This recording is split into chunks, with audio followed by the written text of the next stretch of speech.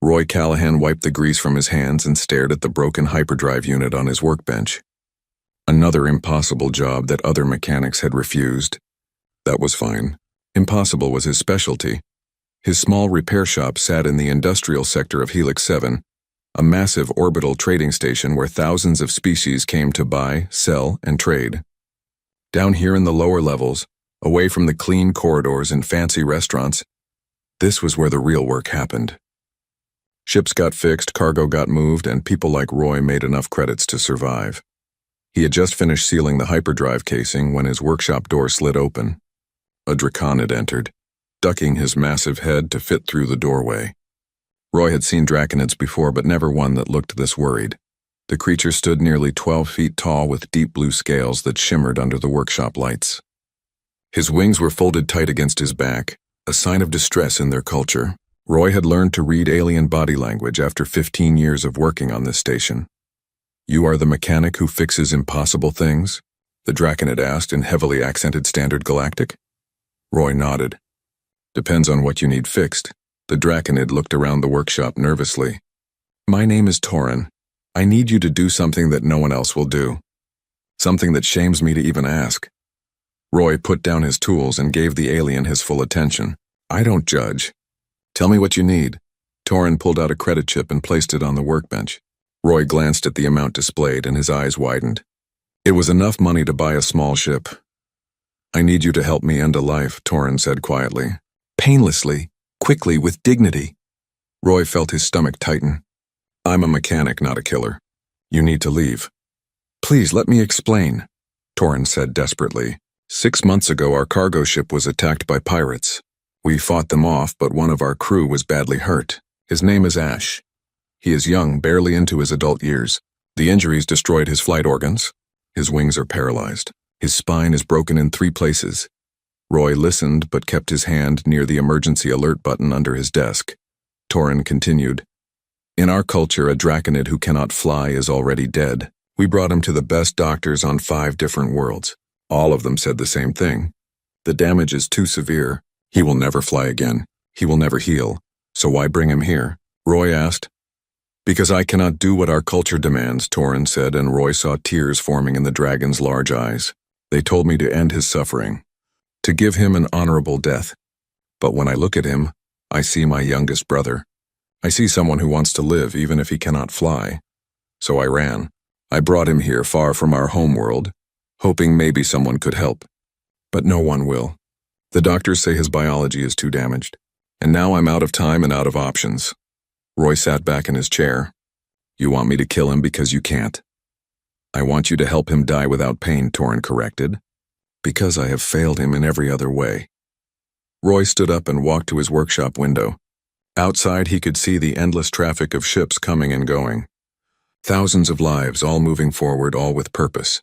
He thought about his sister, about how the doctors had said she was beyond help, about how she had died not from her injuries but from everyone giving up on her. "Show me," Roy said finally. Torin looked surprised. "Show you what?" "Show me this, Ash. Let me see what we're dealing with." They walked through the station's lower corridors until they reached the cargo docks. Torin led him to a small ship and opened the cargo bay door. Inside, the bay was dark except for a few dim emergency lights.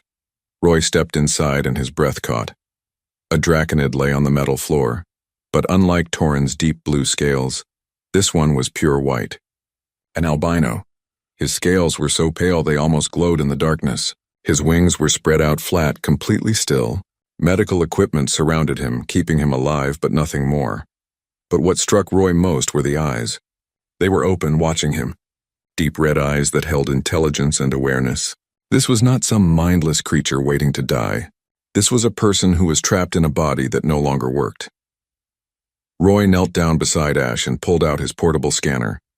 He ran it over the dragon's body, studying the readings carefully. The damage was catastrophic. The flight organs were completely burned out. The wings had no nerve response.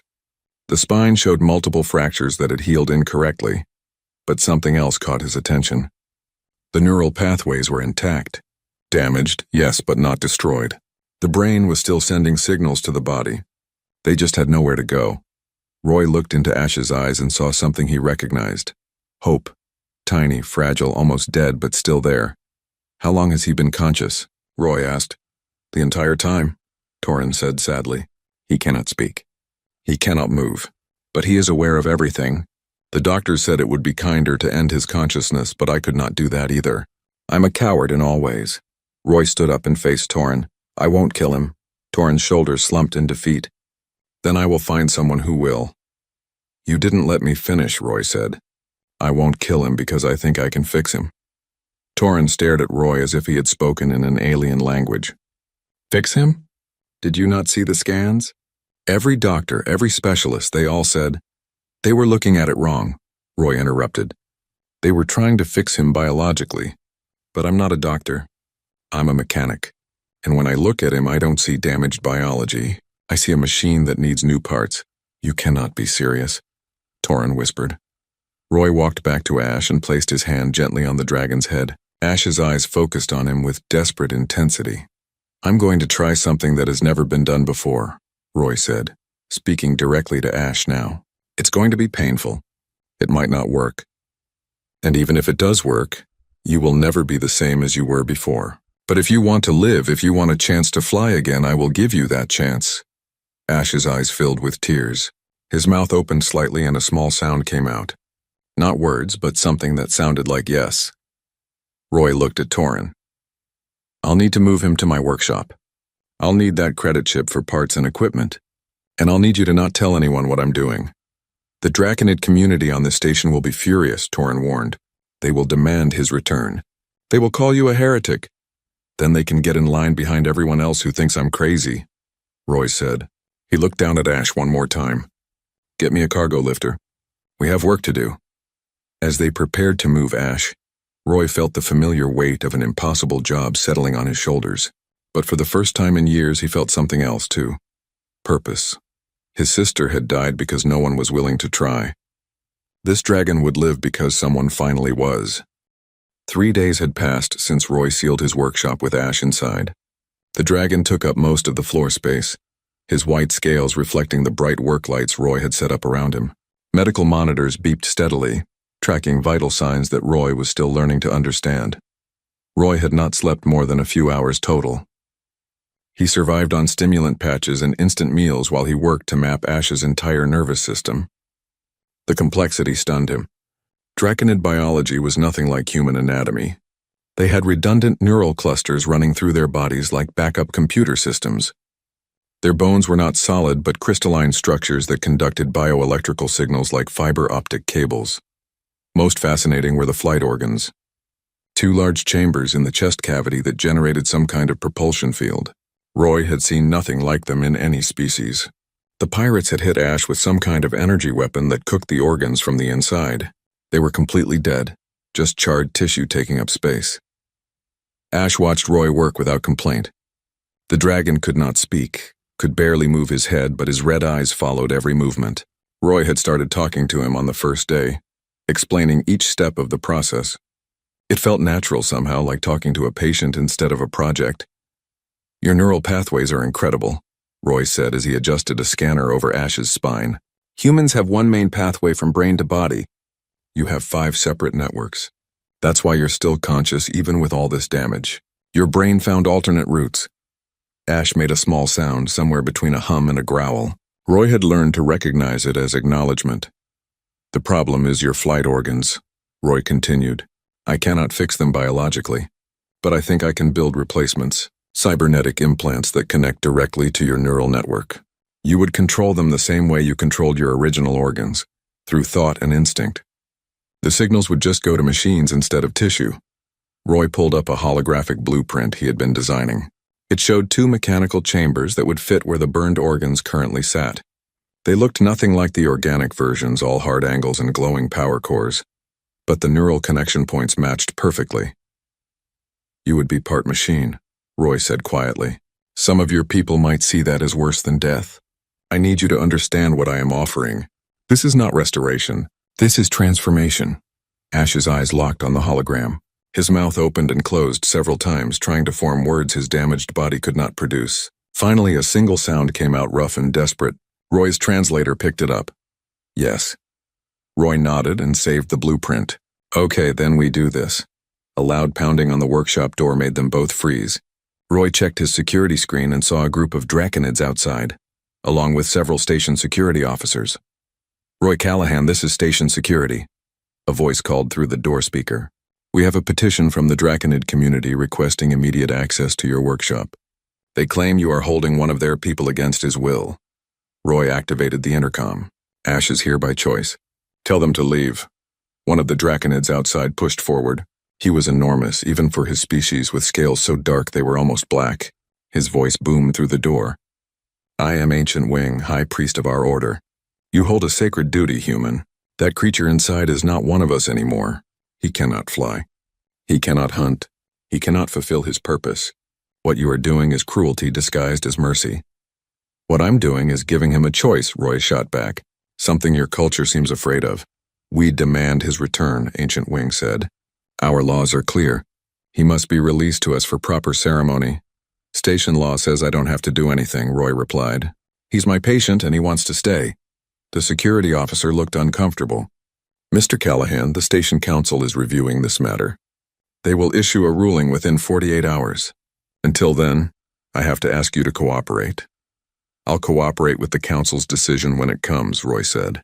Until then, this door stays locked. The group outside argued for another few minutes before leaving. Roy watched them go and felt his heart pounding. He had made powerful enemies today. But when he looked at Ash, the dragon's eyes showed something Roy had not expected. Gratitude. Roy returned to his work, but his hands were shaking now. 48 hours was not enough time to complete the surgery. He needed at least a week, maybe more. But if the council ruled against him, security would break down his door and take Ash away. That night, as Roy tried to sleep on a cot in the corner of his workshop, his personal communicator buzzed. The message was anonymous and encrypted. We want to help. Lower Docks, Bay 47, midnight. Come alone, Roy stared at the message. It could be a trap. It could be the traditionalists trying to lure him out so they could break into his workshop. But it could also be legitimate help. He looked over at Ash, who was resting but not truly sleeping. The dragon's eyes were open, always watching, always aware. Roy made his decision. He set up automated monitoring systems around Ash and checked that all the medical equipment had backup power. Then he grabbed his tool bag and headed for the door. I'll be back soon, he told Ash. Don't go anywhere. It might have been his imagination, but Roy thought he saw the corner of Ash's mouth twitch in what could have been a smile. The lower docks were exactly as dangerous as their reputation suggested. This was where the station's law barely reached, where smugglers and black market dealers operated freely. Bay 47 was in a section that had been abandoned after a fire years ago. Emergency lighting cast everything in red shadows. Roy approached carefully, his hand on the small plasma cutter in his belt. Not much of a weapon, but better than nothing. 3 draconids emerged from the darkness. They were younger than Ancient Wing, their scales bright with colors that seemed to shimmer and shift. The one in front was female, her scales a mix of silver and pale gold. You came, she said. We were not sure you would trust us. I'm not sure I do, Roy admitted. Who are you? My name is Silver, the female said. These are my clutchmates, born from the same nesting. We heard what you were trying to do for Ash. We want to help. Why? Roy asked. Your priest called what I'm doing an abomination. Silver's eyes darkened with pain. Because I had a younger sister. She was born with weak wings. She could barely glide, could not fly properly. Our parents brought her to the priests for judgment. They said she had no future. They ended her life when she was only 5 seasons old. The 2 males behind her lowered their heads in shared grief. We were young then. Silver continued. We did not understand. We thought it was mercy, what our culture teaches. But as we grew older, we saw more of the galaxy. We saw other species who care for their weak, who find ways to adapt, who do not kill those who are different. We realized our culture is wrong. She stepped closer to Roy. If you can save Ash, if you can prove that not flying does not mean not living, then maybe others will begin to question too. Maybe change will come. Roy studied the 3 young draconids. He saw genuine hope in their eyes, the same hope he saw in Ash. What kind of help are you offering? He asked. Silver gestured and one of the males opened a large cargo container. Inside were components Roy recognized immediately. Military-grade thruster systems, adaptive neural mesh, power cores that cost more than his entire workshop. We have connections, Silver said. Access to technology that civilians cannot obtain. We can give you what you need to complete your work. Roy looked at the equipment and felt his pulse quicken. With these parts, he could finish the surgery. He could give Ash a real chance. What do you want in return? Roy asked because nothing in this station came free. When Ash flies again, Silver said, we want you to testify before the Galactic Coalition. Tell them what our culture does. Tell them about the ones we kill because they are inconvenient. Help us bring change. Roy thought about his sister, about all the people who could have been saved if someone had tried something different, about the cost of staying silent. Deal, he said. They began loading the equipment when alarms suddenly blared through the dock. The lights shifted from red to harsh white. They had been discovered. Ancient Wing appeared at the far end of the bay with a dozen followers. Traitors, he roared. You shame our ancestors, run! Silver shouted to Roy. Take what you can and go. What happened next became a blur. The traditionalists charged forward while Silver and her clutchmates fought to hold them back. Roy grabbed the most critical components and ran, his tool bag heavy with stolen military technology. Behind him, he heard the sounds of fighting, of claws on metal, of angry roars echoing through the abandoned dock. But he did not stop. He ran through corridors he barely knew, taking turns at random, until finally he burst back into his workshop and sealed the door behind him. He was bleeding from a dozen small cuts. His hands were shaking, but he had the parts. Ash was awake, watching him with concerned eyes. The dragon made a low sound, almost a question. It's okay, Roy said, collapsing against the door. We're okay. And now we have what we need. He looked at the equipment he had brought back and then at the timer counting down on his security system. 47 hours until the council's ruling. 47 hours to do the impossible. Roy stood up, pushed his fear aside, and got to work. 24 hours remained before the station council would rule on Ash's fate. Roy had not left his workshop since returning from the lower docks with the stolen equipment. His hands moved on autopilot now, guided by pure determination and too many stimulant patches. The cybernetic flight organs lay on his workbench, nearly complete. They were beautiful in their own way, all precision engineering and elegant design. Power cores hummed with stored energy. Neural interface ports gleamed under the work lights. Roy had built many complex machines in his career, but nothing compared to this. Ash watched from his position on the floor, his red eyes never leaving Roy's work. The dragon had stopped making sounds hours ago, conserving his energy for what was coming. They both knew this surgery would either save him or kill him. There would be no middle ground. Roy's personal communicator buzzed. A message from Paige Winters, the security officer who had come to his door with the Draconid delegation. They're planning to breach your workshop at hour 0. The council will rule against you. I'm sorry. I wish I could do more. Roy deleted the message and kept working. He had expected this. The station could not afford to anger the Draconid community. They were too wealthy, too powerful. One crippled dragon was not worth the political cost. But Roy had made a promise to Ash and he intended to keep it. As dawn cycle began on the station, Roy finally finished the flight organs. He ran diagnostics 3 times to be sure. Every circuit responded perfectly. Every power relay functioned within tolerances. The neural interfaces were calibrated to match Ash's specific brain patterns. Now came the hard part. We need to do the surgery now, Roy told Ash. I can't wait for the council's ruling. If we wait, we lose any chance we have. Ash made a small sound of agreement. His eyes were calm despite what was about to happen. Roy saw trust there, complete and absolute. This dragon was putting his life in the hands of a human mechanic who had never performed surgery before. The weight of that trust nearly crushed Roy. He prepared the surgical area, using every piece of medical equipment he owned plus what he had taken from the lower docks. Sterilization fields hummed around them. Diagnostic screens lit up with Ash's vital signs. Automated surgical arms waited for commands. Roy had studied surgical procedures for 3 straight days. He had watched hundreds of hours of recordings, read medical texts meant for doctors with decades of training. But all that knowledge felt useless now as he stood before Ash with a laser scalpel in his hand. This is going to hurt, Roy said quietly. I have anesthetics, but they might not work right on your biology. Your neural system is too different from anything in my medical database. Ash closed his eyes briefly, then opened them again and looked directly at Roy. The message was clear. Do what you must, Roy began. The first incision made him want to vomit. Cutting into living tissue was nothing like working on machines. Blood flowed despite the cauterization fields. Ash's body trembled, but the dragon remained absolutely still, his iron will overcoming the pain. I'm sorry, Roy whispered as he worked. I'm so sorry. He exposed the burned flight organs and began the delicate process of removing them. They had fused to surrounding tissue over the months since the injury. Roy had to cut through connections that had formed naturally, separating dead tissue from living. Each cut made Ash shudder, but the dragon did not cry out. Hours passed. Roy's back ached. His eyes burned from staring at microscopic detail work. His hands cramped from holding surgical tools in the same position. But he did not stop. Could not stop. He removed the first destroyed organ and set it aside. The empty cavity in Ash's chest looked wrong, like a hole where something vital should be. Roy fought down panic and reached for the first cybernetic replacement. It fit perfectly into the space, exactly as his measurements had predicted. Roy began connecting the neural interfaces, matching synthetic pathways to organic nerves.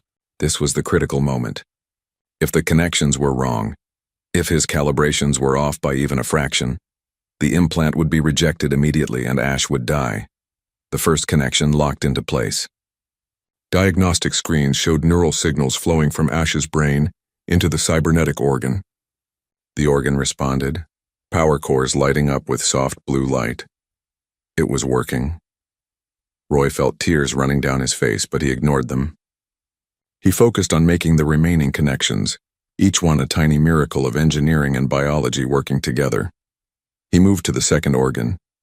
His hands were shaking now from exhaustion, but he forced them steady. The second implant slid into position. More connections, more neural pathways linking organic to synthetic. Both flight organs were now in place, glowing gently inside Ash's chest. Roy stepped back and checked the diagnostic screens. All readings were stable. The organs were drawing power correctly. Neural signals flowed without interruption, but then the alarm started screaming. Ash's body was rejecting the implants. His vital signs crashed. Blood pressure dropped. Heart rate became erratic. The cybernetic organs were working perfectly, but his body recognized them as foreign and was trying to shut down everything to expel them. Roy stared at the screens in horror. He had built the organs correctly. The connections were perfect, but he had forgotten the most basic rule of implant surgery. The body rejects what it does not recognize. No, Roy said desperately. No. Come on, think. He pulled up the diagnostic data and studied it frantically. The rejection was happening because the cybernetic organs were too efficient. They generated more thrust power than the original biological organs had produced. Ash's body was treating them like an infection, something dangerous that needed to be eliminated. Roy had 30 seconds to fix this or Ash would die. His mind raced through possibilities, discarding options as quickly as he thought of them. Then suddenly he understood. The solution was obvious and completely counterintuitive. He accessed the cybernetic organs' control systems and began reducing their power output. Instead of running at 100% efficiency, he dialed them down to 60%. Made them weaker. Made them imperfect. He made them match what Ash's damaged biological organs would have produced. The rejection stopped. Vital signs stabilized. The alarms went silent. Roy collapsed against the surgical table, gasping for air. That had been too close. A few more seconds and he would have lost everything, but they had made it. The cybernetic organs were integrated, accepted by Ash's body as part of him, rather than an invader. Now came the final test. Roy activated the neural interface fully and spoke to Ash. I need you to try thinking about flying. Just think about it. Imagine moving your flight organs the way you used to. Ash's eyes focused. His breathing changed rhythm. And then the cybernetic organs in his chest began to glow brighter. They were responding to his thoughts. The neural connection was complete. Roy laughed, a sound that was half sob. It works. It actually works. He began closing the surgical incisions, sealing Ash's chest with medical bonding gel that would hold until the tissue could heal naturally. As he worked, he explained what had happened, how the body had rejected the implants until Roy made them deliberately less powerful. "You're not as strong as you would have been before," Roy admitted. "These organs only give you about 60% of your original flight power. But they work. They're stable. And they're yours." Ash made a sound different from any Roy had heard before. The translator struggled to interpret it, finally settling on a single word. Enough. 60% was enough. Being able to fly at all was a miracle. Being weaker than before was a price Ash was willing to pay. Roy finished the surgery and stepped back. Ash lay on the workshop floor, chest rising and falling steadily.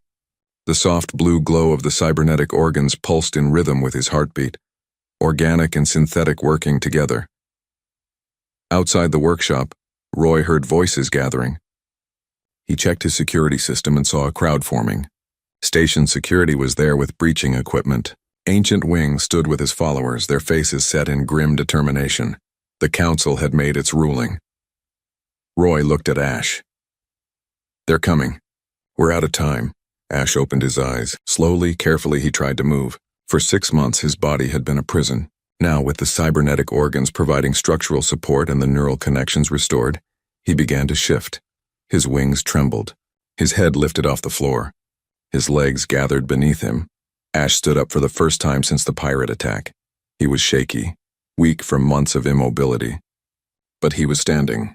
And as he stood, the cybernetic organs in his chest blazed brighter, responding to his will. The workshop door exploded inward. Station security rushed in, followed by Ancient Wing and his followers. They stopped dead when they saw Ash standing in the center of the room, white scales gleaming, blue light glowing from his chest. "Abomination," Ancient Wing whispered. "What have you done?" Ash turned to face them. His mouth opened and something impossible happened. The neural interface Roy had built was more sophisticated than either of them had realized. It connected to not just Ash's flight organs, but to other neural pathways as well. When Ash spoke, his voice came through translated into perfect standard galactic, something no Draconid had ever achieved without external translators. "I am Ash," he said, and his voice echoed through the workshop. "I am Draconid. I am alive, and I will fly."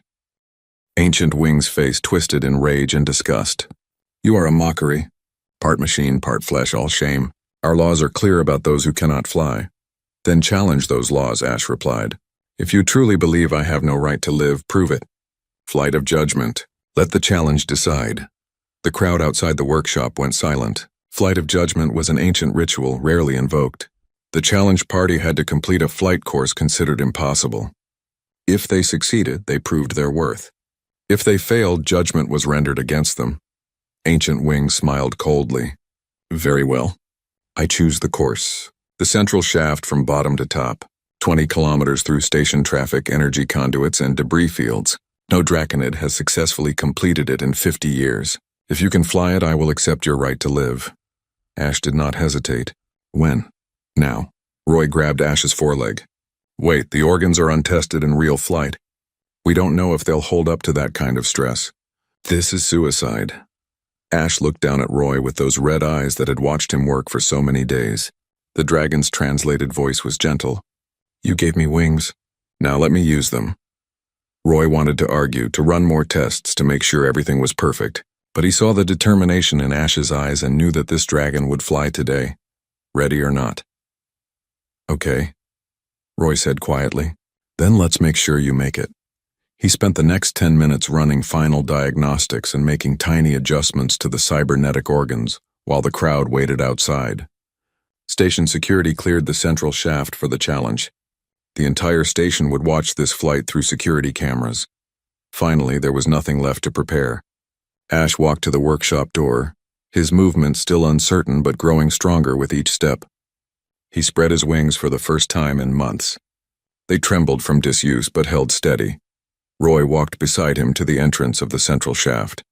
The massive tube stretched upward into the distance, a vertical highway for station traffic now empty for the challenge. "Fly fast," Roy said. "Come home." Ash's cybernetic organs flared bright. He crouched, gathering his strength, and then he launched himself upward into the shaft, white scales and blue light disappearing into the distance.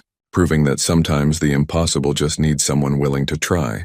The entire station held its breath as Ash disappeared into the central shaft. Roy stood at the launch point, his heart pounding so hard he thought it might break through his ribs. Every screen around him showed security camera feeds of the shaft from different angles. Thousands of people across Helix 7 stopped what they were doing to watch. Ancient Wing stood nearby with his followers, confident that this challenge would end with Ash's death. Torin had arrived too, along with Silver and her clutchmates. Their faces showed hope mixed with terror. "There," someone shouted, pointing at a screen. Ash appeared on camera, climbing fast through the lower section of the shaft. His white scales caught the station lights and made him look like a shooting star. The cybernetic organs in his chest blazed with blue light, leaving a glowing trail behind him. But Roy saw what others might miss. Ash's flight pattern was uncertain, wavering slightly left and right. The dragon was learning to fly all over again with the new organs. The cybernetic systems responded to his thoughts, but there was a tiny delay between intention and action. Ash had to think differently, adjust his instincts, relearn what should have been natural. "Come on," Roy whispered. "You can do this." The first major obstacle appeared. A cargo transport was crossing through the shaft on one of the designated traffic lanes. Ash had to bank hard to avoid it, wings tucking tight to his body. He shot through a gap that looked impossibly narrow, emerging on the other side with barely a meter to spare. The crowd watching gasped. Ancient Wing's expression darkened. Roy pulled up the diagnostic data streaming from Ash's cybernetic organs. Power output was steady. Neural connections were holding strong, but the temperature was rising faster than Roy had predicted. The organs were working harder than they should be, compensating for Ash's weakened muscles and damaged wings. "He's pushing too hard," Roy said to himself. "He needs to pace himself." But Ash could not hear him. The dragon climbed higher into the shaft, accelerating despite the risks. Roy understood why. Ash needed to prove himself not just to Ancient Wing, but to every draconid who believed that being unable to fly meant being worthless. This flight was about more than survival. It was about dignity. The shaft narrowed as Ash entered the mid-station section. Here, power conduits ran along the walls, crackling with visible energy. Maintenance drones floated through the space, programmed to avoid traffic but not expecting anything as fast as a desperate dragon flying for his life. Ash weaved between the obstacles with growing confidence. His flight pattern was smoothing out, his movements becoming more precise. The organic and mechanical were starting to work together, creating something that was neither purely biological nor purely machine, but a hybrid of both. Roy felt pride swell in his chest. This was working. Against all odds, it was actually working. Then disaster struck. One of the cybernetic organs began overheating. Roy saw it on his diagnostic screen before Ash would feel it. The temperature gauge climbed into the red zone. The organ had been designed for normal flight conditions, not this kind of sustained high-speed climbing through a difficult course. No, Roy muttered, his fingers flying over his tablet trying to find a solution. But there was nothing he could do from here. The organs were sealed inside Ash's body, and they were 15 kilometers away. Ash had 2 minutes before the organ would fail. Maybe less. Roy switched his communicator to the emergency frequency that connected to Ash's neural interface. "Ash, listen to me. Your right flight organ is overheating. You need to reduce speed and use your wings more. Glide when you can. Let the organ cool down." He did not know if the message would get through. The neural interface was designed for motor control, not communication. But he had to try. On the screen, Ash's flight pattern changed. He spread his wings wider, using them to catch air currents instead of relying purely on thrust from the cybernetic organs. His speed decreased, but his climb continued. The temperature gauge stopped rising, started dropping. Slowly, too slowly, but dropping. Roy let out a breath he had not realized he was holding. Ash had heard him somehow, or had felt the problem himself and adapted. Either way, the dragon was adjusting his technique mid-flight, learning on the fly in the most literal sense. The upper section of the shaft brought new challenges. Here, the station's primary power grid created massive electromagnetic fields. Normal traffic avoided this area entirely, using auxiliary shafts instead. But the challenge required flying straight through. Ash entered the field and immediately his flight became erratic. The electromagnetic interference was disrupting the cybernetic organ's control systems. Diagnostic data on Roy's screen turned into gibberish, random numbers and error codes. "He's flying blind," Silver said, watching over Roy's shoulder. "The interference is blocking everything." Ash tumbled through the air, wings flailing as the cybernetic organs fired randomly. He clipped a power conduit and sparks exploded around him. His white scales were scorched black in places. But somehow he kept climbing, using pure instinct and determination when technology failed him. Roy could only watch helplessly as Ash fought his way through the electromagnetic storm. Every tumble looked like it might be fatal. Every impact made Roy flinch. But Ash refused to fall. His wings beat frantically, his damaged body pushed far beyond what should have been possible. Then suddenly he was through. The electromagnetic field ended and Ash burst into clear air, trailing smoke but still flying. The diagnostic data reconnected, showing systems that were battered but functional. 5 kilometers remained. The final section of the shaft. This part was considered the easiest in terms of obstacles, just a straight climb to the top. But it was also the longest uninterrupted stretch, which meant it was a test of endurance. Could Ash keep flying long enough to reach the end? Roy watched the temperature gauges creep upward again. The cybernetic organs had been damaged by the electromagnetic interference. They were running less efficiently now, generating more heat for the same amount of thrust. Ash would have to push them to their absolute limits to complete the flight. Ancient Wing was watching the same data. "He will fail," the priest said with certainty. "The machine cannot endure what the spirit demands." Roy wanted to punch him but kept his eyes on the screens instead. Ash was climbing steadily now, his flight path straight and true. But Roy could see the strain. The dragon's wings were moving slower. His speed was dropping. He was exhausted, running on willpower alone. 4 kilometers to go. One of the cybernetic organs began showing critical warnings. Internal components were breaking down from heat stress and electromagnetic damage. It was losing power output, forcing the other organ to compensate. 3 kilometers. Ash's climb slowed further. He was barely making upward progress now, fighting against gravity with failing equipment and a body that had not moved in 6 months. 2 kilometers. The damaged organ was at 20% function, then 15, then 10. Ash was essentially flying on one working organ and damaged wings. Roy grabbed his communicator. "Ash, I know you can hear me. I know you're tired. I know it hurts. But you're almost there. Just a little further. Don't give up now. 1 kilometer. Ash was moving so slowly that he seemed to be hovering rather than climbing. Each meter gained looked like it cost him everything he had. The cybernetic organs were screaming warnings that Roy could not fix.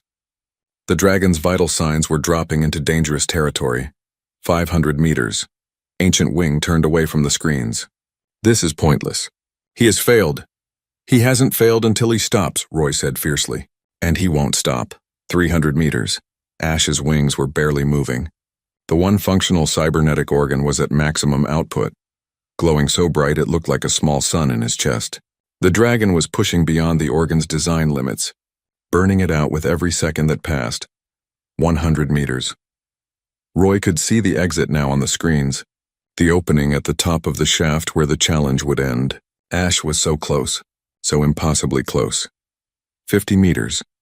The functional organ's power output dropped to critical levels. Ash began to fall, his wings too weak to support him without the thrust. "No!" Roy shouted. "Ash, you can do this.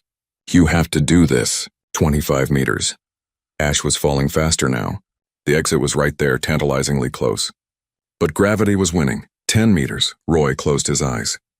He could not watch Ash fall after coming so far. But then the crowd erupted in cheers and Roy's eyes snapped open.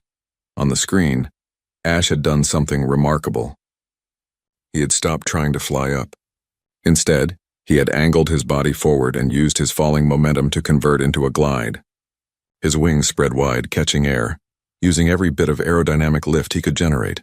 He shot forward horizontally, losing altitude but gaining speed, and he cleared the exit, exploding out of the top of the central shaft and into the open space of the station's upper docking area. He had done it.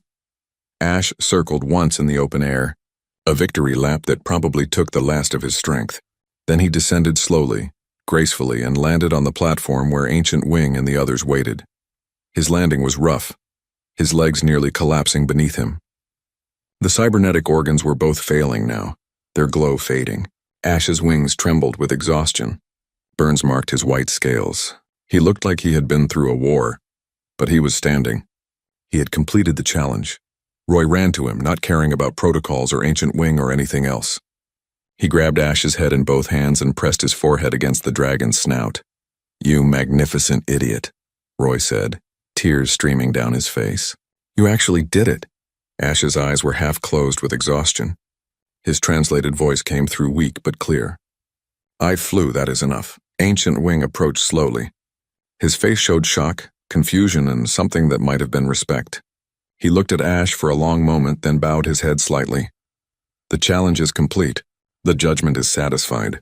You have proven your right to live, though you are no longer what you were." "No," Ash agreed. "I am not what I was. I am better." The Draconid community stood divided. Some looked at Ash with disgust, seeing only the machines in his chest. But others, especially the younger ones, looked at him with wonder. Silver was crying openly, her clutchmates beside her. Change would not come easily. Ancient Wing and his followers would continue to resist. But a seed had been planted. A dragon who could not fly had flown anyway, and in doing so, he had shown that maybe their culture's oldest beliefs needed to be questioned. Roy began running emergency diagnostics on Ash's failing cybernetic organs. They would need immediate repairs, possibly full replacement. The dragon had burned them out, pushing beyond their limits. But as Roy worked, Ash spoke quietly to him through the neural link. "Thank you, not just for my wings, for seeing me when others saw only waste." Roy paused in his work and met those red eyes. "Everyone deserves a chance. I just gave you the tools. You did the rest." As medics arrived to help and as the crowd slowly dispersed, Roy felt his communicator buzz with an emergency alert. He almost ignored it, focused on Ash's care. But something made him check. What he saw made his blood run cold. A colony ship carrying 3,000 Draconids had suffered catastrophic system failure in deep space. They were drifting toward a stellar graveyard, a region filled with debris from ancient battles. The ship could not maneuver. Rescue vessels were too far away. They had less than 6 hours before the debris field tore them apart. Roy looked at Ash, at the dragon who had just pushed himself to the brink of death to prove he could fly. The cybernetic organs were damaged beyond immediate repair. Ash needed rest, recovery, time to heal. But 3,000 lives needed someone who could fly through impossible spaces. Before Roy could say anything, Ash met his eyes, and Roy saw the decision already made. The dragon turned to face Ancient Wing. "Send me the coordinates," Ash said. "I will go." The Emergency Operations Center on Helix 7 was chaos. Station commanders shouted orders while display screens showed the drifting colony ship Horizon's Dream, tumbling slowly toward the debris field. 3,000 Draconids were trapped inside, unable to control their vessel after a reactor malfunction destroyed their navigation systems. Roy stood at a terminal pulling up specifications for the colony ship. Beside him, Ash swayed with exhaustion but refused to sit down. The dragon's cybernetic organs were barely functioning, their glow dim and flickering. Any sane person would see that another flight was impossible. "You cannot go," Ancient Wing said, appearing at Roy's shoulder. "Look at yourself. Your machine parts are destroyed. You will die out there." "Then 3,000 of our people will die with me," Ash replied calmly. "The choice is simple." Silver pushed through the crowd with her clutchmates. "Let us fly with you. We can help." "You should not go alone," Ash shook his head. "The debris field is too dense. Multiple dragons would collide with each other trying to navigate it. This mission requires precision, not numbers." "I go alone," Roy studied the tactical display. The colony ship's stabilizer arrays had locked in wrong positions. Someone would need to fly outside the ship, physically push each array back into alignment and lock them manually. It was delicate work requiring both strength and perfect positioning. In normal space, any Draconid could do it. But the debris field made normal space irrelevant. Chunks of destroyed warships, asteroids, and radiation clouds filled the area like a minefield. Organic dragons would be torn apart by impacts or cooked by radiation. Only someone with cybernetic organs that could provide impossible precision had any chance. "The arrays need to be realigned in sequence," Roy explained, highlighting them on the display. "If you do them in the wrong order, the ship will start spinning and tear itself apart." You will have about 30 seconds per array, and there are 6 of them. 3 minutes total, Ash calculated, while dodging debris and radiation. Yes, Roy said quietly. And your cybernetic organs are already damaged. I need at least 4 hours to repair them properly. We don't have 4 hours. The ship enters the densest part of the debris field in 90 minutes. Ash met Roy's eyes. Then give me what repairs you can do quickly. Make the organs last long enough to complete the mission. Nothing more, Roy wanted to argue, wanted to say this was suicide, wanted to forbid Ash from throwing away the life they had worked so hard to save. But he saw the determination in those red eyes and knew arguing was pointless. Okay, Roy said. Come with me. They returned to Roy's workshop. 45 minutes remained before Ash would need to launch. Roy opened Ash's chest cavity with careful incisions, exposing the damaged cybernetic organs. They looked terrible, scorched and cracked from the challenge flight. I cannot fix them, Roy admitted, but I can overclock them. Push them beyond their design limits to give you the thrust and precision you need. They will burn out completely within an hour, maybe less. If you are not done by then, they will fail and you will be stranded. How long until I die if they fail? Ash asked. Roy checked calculations. In the radiation levels of that debris field, 20 minutes without the organ's shielding functions. Then I have 20 minutes as backup time, Ash said. That is acceptable. It's not acceptable to me, Roy said fiercely. I did not save you just to watch you die. Ash's translated voice was gentle. You saved me so I could live.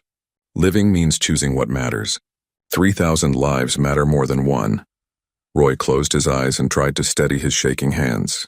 He thought about his sister, about all the years he had carried guilt for not saving her.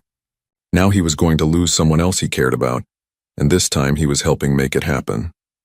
But Ash was right. This was what living meant. Having the freedom to choose even if the choice was sacrifice. Roy began the modifications. He removed safety limiters, rerouted power systems, and pushed the cybernetic organs to configurations they were never meant to handle. The glow intensified as more power flowed through damaged circuits. It was beautiful and terrible at the same time. These will give you about 150% of normal output, Roy explained as he worked. You will be faster and more precise than any organic dragon. But every second you use them, they are destroying themselves from the inside. Do you understand? I understand, Ash replied. Finish the work. 20 minutes later, Roy sealed the incisions and stepped back. Ash stood slowly, testing the modified organs. They blazed so bright that everyone in the workshop had to shield their eyes. The dragon moved with sudden grace, his body responding instantly to his thoughts with no delay. It feels perfect, Ash said with wonder. It will feel perfect right up until it kills you, Roy said bitterly. The power output is unstable. If you push too hard, the organs will explode inside your chest. Then I will not push too hard, Ash said simply. Station Command contacted them. The colony ship has entered the debris field's outer edge. Launch window is now. Ash walked to the workshop door. Roy followed, along with Silver, Torin, and dozens of others who had gathered to see the dragon off. They made their way to the station's emergency launch bay where a small rescue pod waited. The pod will get you close, Roy explained. Then you fly the last distance manually. I have coordinates for each stabilizer array loaded into your neural interface. Follow them exactly. Ash nodded. He looked at the gathered crowd and seemed surprised to see so many faces, young draconids mostly, watching him with hope and fear. Ancient Wing stood at the back, his expression unreadable. I am not a hero, Ash told them. I am just someone who was given a second chance. If I can use that chance to help others, then my life has meaning beyond myself. Silver stepped forward and touched her head to Ash's in the traditional draconid gesture of deep respect. Fly with honor. Return with glory. Or don't return at all, Ancient Wing added quietly. Either way, you have shown our people something we had forgotten. That survival sometimes requires change. Ash entered the pod. Roy followed him inside for a final check of the systems. In the privacy of the pod, away from the crowd, Roy let his professional mask drop. I can't lose you, he said. Not after everything we have been through. Ash looked at him with those ancient red eyes. You will not lose me. Some part of me will always remain in your workshop, in your memories. That is the gift you gave me. Not just wings, but the chance to matter. You already mattered, Roy said, his voice breaking. To you, yes. Now I will matter to 3,000 others. Ash paused. That is what humans do best, is it not? You see value in those others overlook. You refuse to accept that anyone is beyond saving. That quality changed my life. Now I will use it to change others. Roy placed his hand over one of the glowing cybernetic organs. Fly fast. Come home. I will try, Ash promised. Roy left the pod and sealed it. The launch sequence began. He watched from the observation deck as the pod accelerated away from the station, carrying a white dragon with blazing blue wings toward an impossible mission. Beside him, Silver was crying. Torrin stood with his head bowed. Even Ancient Wing watched silently. Roy pulled up the telemetry feed on his tablet. He could track Ash's vital signs, the cybernetic organ's performance, and the mission progress. It was the only way he could be with the dragon now, through streams of data and readouts. The pod released Ash at the debris field's edge. On the display, Roy watched as Ash launched from the pod and flew into the deadly maze of spinning metal and radiation. The colony ship appeared on sensors, tumbling slowly. Ash approached carefully, dodging debris that moved at lethal speeds. The cybernetic organs performed flawlessly, providing thrust in directions that organic flight could never achieve. Ash reached the first stabilizer array. Roy watched through the ship's external cameras as the white dragon positioned himself perfectly and pushed the massive array back into alignment. The mechanism locked with a green light. 1 down, 5 to go. Ash moved to the second array, weaving through a cloud of small debris that would have shredded organic wings. The cybernetic organs fired in rapid bursts, each thrust calculated and precise. He aligned the second array and locked it. 2 down. Roy checked the organ status, temperature rising but still within tolerances. Power output steady. Everything was working exactly as designed. The third array was more difficult. It was on the ship's far side, requiring Ash to fly completely around while avoiding a spinning section of ancient warship debris.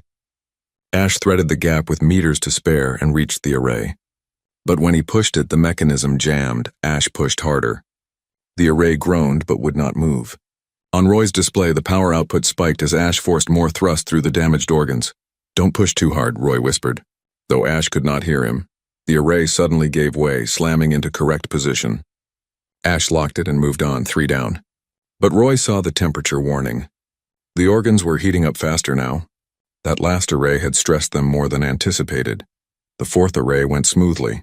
Ash was finding his rhythm, working faster. 4 down. The fifth array was positioned near the ship's engines, which were still firing randomly due to the damage. Ash had to time his approach between engine bursts that would have incinerated him. He waited, watching the pattern, then darted in during a gap that lasted barely 5 seconds. He grabbed the array and pulled it into position just as the engines fired again. The thrust wave caught him and hurled him away from the ship, tumbling through space. Roy's heart stopped as he watched Ash spin out of control toward a cluster of debris. But the dragon used the cybernetic organs to stabilize, firing in sequence to stop the tumble and regain control. 5 down, 1 to go. The temperature alarms were screaming now. Both organs were running dangerously hot. Roy did the math and felt sick. Ash had maybe 10 minutes before catastrophic failure. The last array would take at least 5 minutes to reach and align. It was going to be close. Too close. Ash flew toward the final array, positioned on the ship's underside. This one required flying through a narrow gap, filled with electromagnetic interference from the ship's damaged power grid. The same interference that had disrupted Ash during the challenge flight. Roy watched helplessly as Ash entered the interference field, and the telemetry went crazy. On the external cameras, he saw Ash's flight become erratic, as the cybernetic organs misfired. But the dragon had learned from the challenge. Instead of fighting the interference, he used his wings more, gliding through the worst of it, and only firing the organs in brief bursts when he had clear signal. He reached the final array with 3 minutes remaining before organ failure. The array was completely jammed, locked in the worst possible position. Ash pushed against it with all his strength, organic and mechanical combined. Roy watched the power output climb into critical levels. The organs were burning out, melting from the inside. But Ash did not stop, could not stop. The array moved 1 centimeter, then another. 2 minutes to failure. Ash roared, a sound that came through the ship's sensors as pure determination made audible. He pushed with everything he had, burning the last of the organ's operational life in a final surge of power. The array slammed into position. Ash locked it. All 6 arrays were aligned. On Roy's screen, the colony ship's engines synchronized. The vessel began to stabilize, pulling itself out of its tumble. Navigation came back online. They were going to make it. But Ash's cybernetic organs chose that moment to die. The glow in his chest flickered and went dark. The dragon began to drift, his body suddenly limp. Without the organs, he had no way to maneuver in space, no protection from the radiation, no way home. No, Roy screamed at the screen. He was going to watch Ash die after all. Ash drifted through the debris field like a ghost, his white scales already beginning to show radiation burns. The cybernetic organs in his chest were completely dark, their circuits melted beyond function. Without them, he was paralyzed again, exactly as he had been in that cargo bay 6 months ago. But this time, he was dying in the cold vacuum of space. Roy stared at his tablet in horror. Ash's vital signs were dropping rapidly. The radiation was cooking him from the inside. He had maybe 15 minutes before the damage became irreversible. "We need to get him out of there," Silver said desperately. "Send rescue ships." "They will never reach him in time," Ancient Wing said quietly. "The debris field is too dense. By the time they navigate through it, he will be gone." Roy's mind raced through possibilities. There had to be something, some way to save Ash. He had not come this far just to lose everything now. Then he remembered. When Silver and her clutchmates had tried to help during the challenge flight, Ash had refused them. But they had followed anyway, staying at a safe distance. They cared about Ash. They would risk themselves for him. "Silver," Roy said, grabbing her shoulders. "You followed Ash during the challenge. Can you reach him now? Can you fly through that debris field?" Silver's eyes widened. "I can try, but I cannot carry him alone. He is too heavy, and the debris will kill us both if we move slowly." "Then take your clutchmates," Roy said. "All of you together. Form a net with your bodies. Catch him and carry him out." "That is suicide," Ancient Wing said. "They will all die, or they will all live," Roy countered. "Which do you prefer? Watching from safety while someone dies, or trying something dangerous because it is right?" Silver met Roy's eyes, and he saw his own determination reflected there. "We will go. Give us the coordinates." Within minutes, Silver and 11 other young draconids had launched from the station. Roy watched them fly toward the debris field, their scales bright against the darkness of space. They were terrified, he could tell from their flight patterns. But they flew anyway. Ancient Wing watched too, his face showing something Roy had not seen before, doubt. The old priest's certainty was cracking as he watched the younger generation choose compassion over tradition. The 12 dragons entered the debris field in formation. They flew carefully, protecting each other, calling out warnings about incoming debris. This was not like Ash's solo flight. This was cooperation, the kind of teamwork that Draconid culture had forgotten when they started killing their weak instead of helping them. "Ash's position is 3 kilometers inside the field," Roy said, tracking them on sensors. "He is drifting toward a cluster of large debris. If he hits it, the impact will kill him even if the radiation does not." Silver's voice came through communications. "We see him. Moving to intercept." On the external cameras, Roy watched as the 12 dragons reached Ash's drifting form. They positioned themselves around him, wings spread wide, creating a living net. When Ash tumbled into them, they caught him gently, cradling his body between them. "We have him," Silver reported. "He is not moving. I cannot tell if he is alive." "Get him out of there," Roy said. "Fast as you can without dropping him."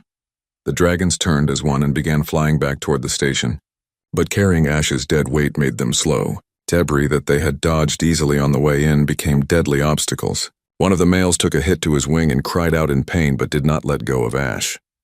500 meters to clear space," Roy called out, watching their progress. "You can do this." A large piece of debris tumbled directly into their path.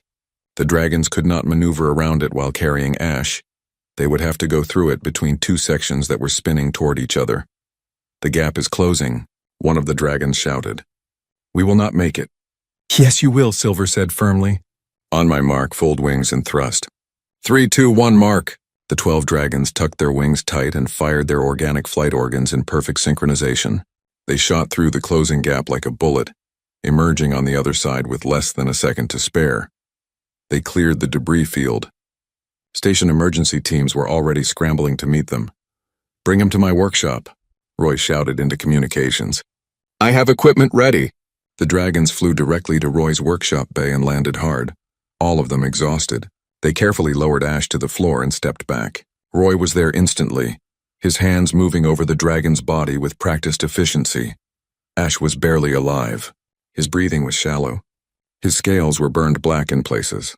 The cybernetic organs in his chest were worse than dead. They had actually begun to poison his system as they broke down. "I need to remove the organs," Roy said to his medical assistant. "Right now. We cannot wait." "He will die without them," the assistant argued. "His body relies on them for structural support." "He will die with them too," Roy said. "They are leaking toxic materials. I have to take that chance." He began emergency surgery right there on the workshop floor. His hands were steady despite his fear. He had done this before, he could do it again. He cut through the damaged tissue and exposed the dead cybernetic organs. They looked like they had been through a furnace. Melted circuits, cracked casings, power cores that had burned out so completely they crumbled at his touch. Roy carefully extracted them, trying not to cause more damage to Ash's body. As he removed the second organ, Ash's body began to collapse inward without the structural support.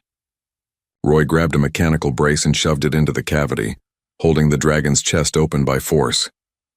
"I need new organs," Roy said desperately, "but I do not have time to build them. It took me days last time." "Then use mine," Silver said. Roy looked at her in shock. "What?" "Draconid flight organs can be transplanted between individuals," Silver explained. "It is dangerous and I will never fly as strongly afterward. But I will live. Take one of my organs and give it to Ash." "I cannot ask you to do that," Roy said. "You are not asking. I am offering." Silver stepped forward. "He saved 3,000 lives. I can sacrifice one organ to save his." Ancient Wing moved forward slowly. "As can I." Everyone stared at the old priest.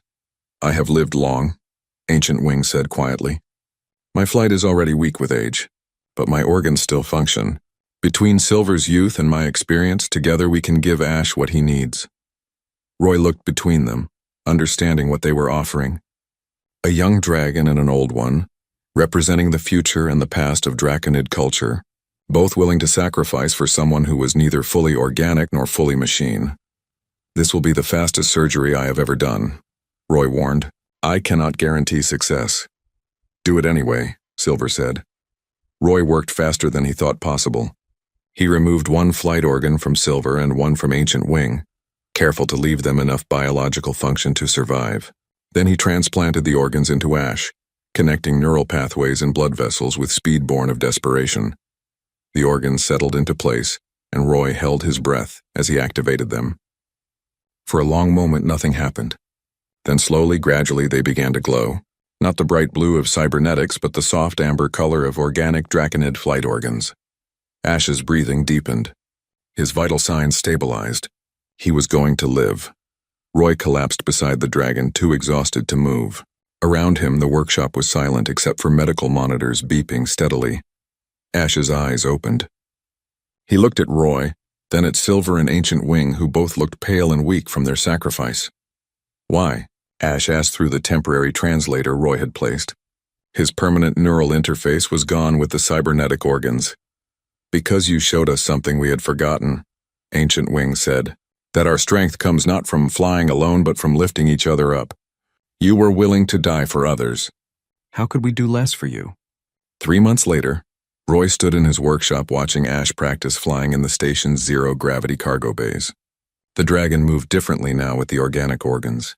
Less precise than the cybernetics, but more graceful, more natural. The surgery had left Ash with an unusual combination. One organ from a young dragon and one from an old one, creating a flight pattern that was uniquely his own. He would never fly as fast as he had with cybernetics, but he could fly, and that was enough. Silver had recovered fully, though her flying was noticeably weaker. She did not seem to mind. She had started a movement among young Draconids teaching them that helping others was not weakness, but the highest form of strength. Ancient Wing had retired from his position as priest. He now spent his time advocating for medical research into helping injured Draconids instead of killing them. The change had not come easily, but it had come. As for Roy, his workshop had become famous across the galaxy.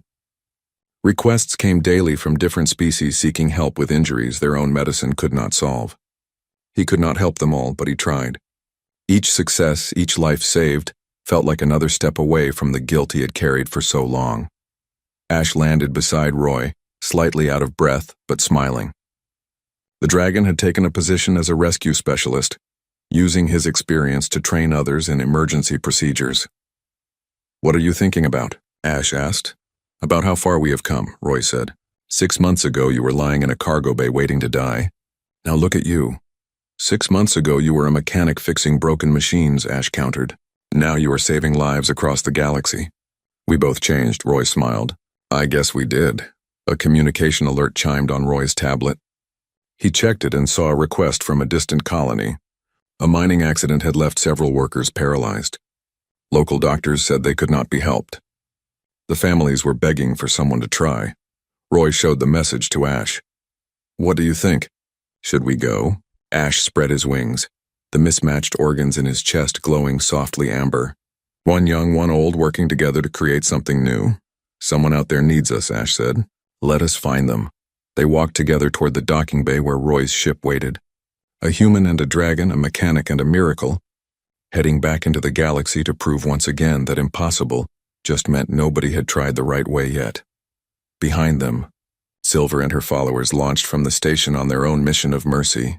Ancient Wing watched from the observation deck, his reduced flying days behind him, but his purpose renewed. The galaxy was vast and full of suffering, but it was also full of people willing to help, willing to sacrifice, willing to believe that everyone deserved a chance. Roy had learned that from his sister's death. Ash had proven it with his life, and together, they would spend the rest of their days making sure no one else had to choose between tradition and hope. As their ship accelerated into the dark, Roy looked at Ash and felt something he had not felt in years. Peace. Not because the work was done, but because it had meaning. "Thank you," Roy said quietly. "For what?" Ash asked. "For letting me save you. For giving me a reason to keep trying when I wanted to give up." Ash placed a claw gently on Roy's shoulder. "You are wrong, my friend. You saved me first, but I think we both saved each other." The ship jumped to faster than light travel, carrying them toward the next impossible challenge, the next life that others had given up on, the next chance to prove that sometimes all someone needs is one person who refuses to accept that they cannot be helped. Somewhere behind them on Helix 7, a young draconid with a damaged wing looked up at the stars and felt hope for the first time. If Ash could fly again, maybe anyone could, and that hope, spreading slowly but surely through a culture that had forgotten it, was the greatest miracle of all. The end of this story. But the beginning of change.